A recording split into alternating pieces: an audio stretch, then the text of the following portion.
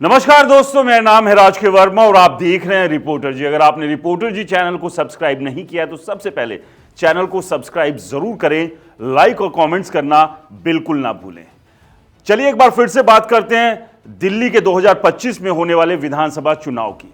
इस बार का चुनाव बेहद दिलचस्प है क्योंकि ना तो आम आदमी पार्टी के लिए राह आसान है और ऐसे में बीजेपी की वो क्या रणनीति होगी जिससे वो एक बार फिर से दिल्ली की सत्ता में वापसी कर सके।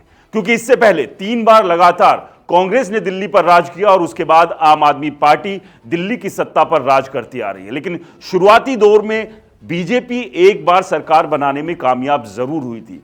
अब उसके बाद एक बड़ा मौका 2025 के विधानसभा चुनाव में बीजेपी को साफ साफ नजर आ रहा है। और यह मौका इसलिए भी क्योंकि जिस तरह से महाराष्ट्र और हरियाणा के चुनाव में बीजेपी ने तमाम कयास और तमाम चीजों को उलट फेर करते हुए जीत हासिल की, उससे यह लग रहा है कि अगर उसी रणनीति के साथ दिल्ली का चुनाव भी बीजेपी लड़ती है तो वो जीत हासिल कर सकती है। तो क्या अमित शाह ने कोई ऐसी रणनीति तैयार कर ली है जिससे अरविंद केजरीवाल को वो अपने जाल में फंसा सके और दिल्ली के चुनाव को जीत सके? क्योंकि दिल्ली का चुनाव आम आदमी पार्टी के लिए जितना अहम है उतना ही अहम बीजेपी के लिए भी है। और बीजेपी पिछले काफी समय से लगातार ये कोशिश कर रही है कि किसी तरह से दिल्ली में वो वापसी करे, दिल्ली की सत्ता पर वो अपना कब्जा जमा सके। लेकिन ये कितना संभव होगा? ऐसी कौन सी रणनीति है जिसको साधते हुए बीजेपी ऐसा कर सकती है? क्योंकि अब इस बार के चुनाव में कई ऐसी चीजें हैं जो आम आदमी पार्टी के लिए बड़ा संकट बनी हुई है। पहला, कांग्रेस का अगर चुनाव यहां पर उठता है तो इसका सीधा सीधा नुकसान आम आदमी पार्टी को होगा। इसके अलावा दूसरे दल भी अगर दिल्ली में चुनाव लड़ते हैं तो वो भी अगर किसी का वोट काटेंगे तो आम आदमी पार्टी का वोट काटेंगे। ये तो हुआ कि बीजेपी को एक उम्मीद है दूसरे दलों से कि वो जितना ज्यादा वोट लेंगे उतना ही आम आदमी पार्टी कमजोर होगी। लेकिन बीजेपी की अपनी मजबूत स्ट्रैटेजी क्या है? किस स्ट्रैटेजी के साथ चलकर वो आम आदमी पार्टी को हरा सकती है? आज इस वीडियो में हम आपको डिटेल में समझाएंगे कि ऐसी वो कौन सी रणनीति है जिस पर सीक्रेट तरीके से बीजेपी प्लान कर रही है। आज इस वीडियो में हम उसके बारे में डिटेल में चर्चा करेंगे। लेकिन उससे पहले आपको बता दें कि पिछले 3 विधानसभा चुनाव के नतीजे क्या कुछ रहे थे। तो 3 जो पिछले विधानसभा चुनाव हुए थे और इन 3 विधानसभा चुनाव में ही आम आदमी पार्टी का उदय हुआ था। यानी कि 2013 में पहली बार आम आदमी पार्टी ने चुनाव लड़ा था और यहां जो कि अन्ना आंदोलन का जो एक बड़ा इंपैक्ट था उसका फायदा आम आदमी पार्टी को मिला। आम आदमी पार्टी ने जो सीधे सीधे टक्कर दी थी वो कांग्रेस को दी थी। दिल्ली में कांग्रेस के भ्रष्टाचार को लेकर खुले मंच पर अरविंद केजरीवाल और उनकी पार्टी मोर्चा खोले हुए थी और उसका फायदा 2013 के विधानसभा चुनाव में आम आदमी पार्टी को मिला और पहली बार चुनाव लड़ते हुए सबसे ज्यादा सीट यानी कि 31 सीटें आम आदमी पार्टी ने जीती। लेकिन इसके सामने बीजेपी बहुत ज्यादा कमजोर नहीं थी। 28 सीटों पर बीजेपी भी जीत हासिल करने में कामयाब रही। तो वहीं अगर बात करें कांग्रेस की तो कांग्रेस सिमटकर 8 सीटों पर आ गई थी और उस दौरान शीला दीक्षित तीसरी बार की मुख्यमंत्री दिल्ली में थी और उन्हें अरविंद केजरीवाल ने हरा दिया था। इसके बाद क्योंकि नंबर ना तो आम आदमी पार्टी के पास पूरे थे ना बीजेपी और कांग्रेस तो बहुत ही ज्यादा पीछे थी, तो ऐसे में सरकार अब कैसे बने? तो जाहिर सी बात है कि बीजेपी और कांग्रेस कभी भी एक साथ नहीं आएंगे। तो यहां पर आम आदमी पार्टी ने कांग्रेस के साथ गठजोड़ कर लिया, उसी कांग्रेस के साथ जिसे वो लगातार चीख चिल्लाकर भ्रष्टाचारी बताने से नहीं चूक रहे थे। लेकिन जब सरकार बनाने की बात आई तो तमाम चीजों को भूल गए और ये कहा कि दिल्ली के लोगों के हित में गठबंधन में सरकार बनाना जरूरी है। खैर, ये नेताओं की पुरानी चाल या पुरानी बातें हमेशा रहती है, वो फिर कोई भी पार्टी क्यों ना हो। उसके बाद ये लंबे समय तक गठबंधन नहीं चला। जाहिर सी बात है टकराव हुए और 2 साल बाद 2015 में फिर से विधानसभा चुनाव हुए और यहां पर अरविंद केजरीवाल की आम आदमी पार्टी ने एकदम से उलटफेर किया और सीधा 31 से 67 सीटों पर आकर खड़ी हो गई। यानी कि सबसे ताकतवर पार्टी जिसे अब कोई नहीं हिला सकता था दिल्ली में। वहीं बीजेपी की हालत देखिए कि 28 से 3 पर बीजेपी सिमट गई और कांग्रेस के हिस्से में आ गया अंडा। इस अंडे के साथ कांग्रेस जो है सबसे पीछे, यानी कि जो लगातार 3 बार दिल्ली पर राज करती आ रही थी पार्टी, वो 0 पर आकर सिमट गई। अब उसके बाद 2020 में जो चुनाव हुए, यहां पर थोड़ा नुकसान आम आदमी पार्टी को जरूर हुआ। 67 से 62 सीटों पर आए, 5 सीटों का नुकसान हुआ, लेकिन उसके बावजूद बड़ा नंबर आम आदमी पार्टी के पास यहां पर भी था। बीजेपी की बात करें तो 5 सीट जो है बीजेपी ने यहां पर गेन की और 3 से 8 सीटों पर बीजेपी आ गई।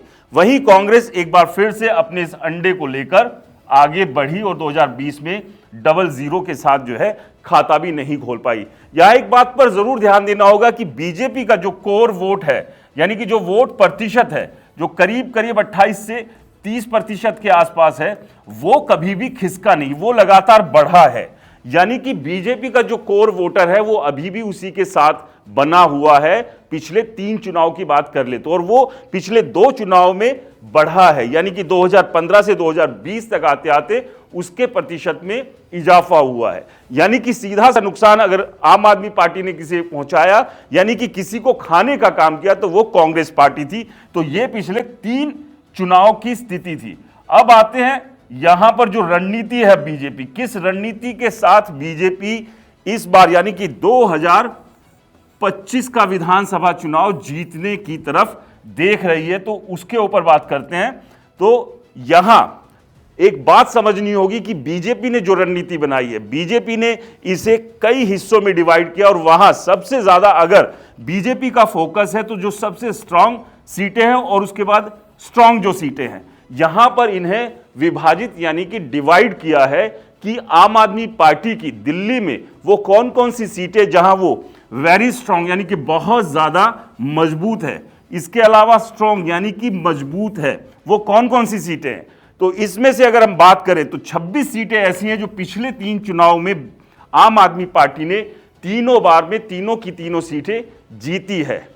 इसके अलावा 35 ऐसी सीटें हैं जहां पर 3 बार में से 2 बार आम आदमी पार्टी जीतने में काम हुई है, यानी कि ये वेरी स्ट्रांग और स्ट्रांग सीटें हैं। इसके अलावा मॉडरेट की बात करें यानी कि ठीक ठाक जहां ना, वो 8 ऐसी सीटें हैं जहां पर 3 बार में से सिर्फ 1 बार ही जीतने में कामयाब रही है, वो सिर्फ 8 है। यहां बीजेपी के खाते में 29 ऐसी सीटें। वहीं जो सबसे वीक है कि ऐसी कितनी सीटें हैं जहां 3 बार चुनाव हुए और आम आदमी पार्टी एक भी सीट ना जीती हो, तो वो सिर्फ 1 सीट है। यानी कि बाकी तमाम सीटों पर आम आदमी पार्टी 2 बार या फिर 3 बार या फिर 1 बार जीतने में कामयाब रही है। तो अब बीजेपी की जो नजर है वो नजर है इन 35 और 26 सीटों पर, क्योंकि जहां पर लगातार आम आदमी पार्टी 3 बार या 2 बार जीतती आ रही है, तो वहां पर उनके विधायकों के प्रति वहां के लोगों का गुस्सा, नाराजगी, जाहिर सी बात है वो दिखाई दी होगी। यानी कि जो एंटी इनकम्बेंसी है वो सबसे ज्यादा इन सीटों के ऊपर दिखेगी। और यही एक बड़ा कारण भी था कि आम आदमी पार्टी ने जो अपनी सीटें अनाउंस की है उसमें से अपने काफी विधायकों के टिकट काट दिए हैं, क्योंकि आम आदमी पार्टी और अरविंद केजरीवाल भी जानते हैं कि उनके विधायकों के लिए जो नाराजगी है लोगों में, उसका नुकसान 2025 के विधानसभा चुनाव में